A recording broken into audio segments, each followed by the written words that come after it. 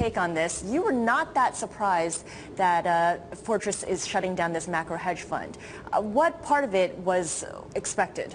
Well, I think, first of all, I mean, the assets under management dropping from $8 billion to around $2 billion is one thing. Also, one thing which is important is the style, I think, has to some degree fallen out of favor. Not macro management. Actually, macro hedge fund investing is actually the most popular style with institutional investors going forward. So we can talk more about that.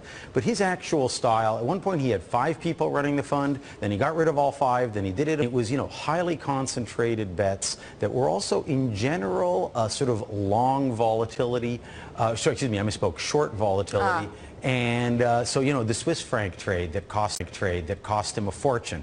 If you go, in a position where you're long a pegged currency, as we've seen in sterling, as we've seen happen repeatedly, that is a one-way ticket. Eventually, you're picking up dimes in front of front of the steamroller, and that ends fairly badly. So, and once again, it did so for him. Is it more an indictment of Michael Novogratz versus macro hedge funds and hedge funds in general just not doing really well? I mean, in general, I think a lot of the macro funds have had a tough time, and this is a reasonable thing to be expecting a shakeout. When you look at Novogratz's position, pretty heavy on the currency trades. The Brazilian real was going to be turning around. At some point, you can only fight the market so hard. And I think that when you're down 17 points and sort of playing double or nothing, it's again, it's a style that is not really consistent with the modern institutional style of macro investing. So I'm not surprised to see him hanging up his hat.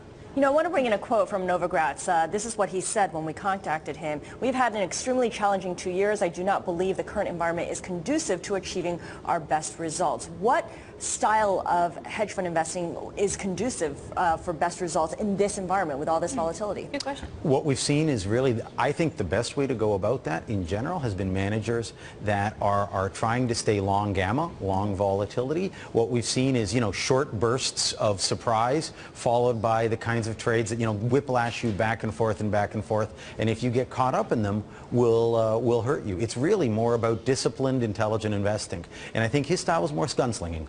All right. Thank you so much, Fabio Savadelli, for giving us perspective.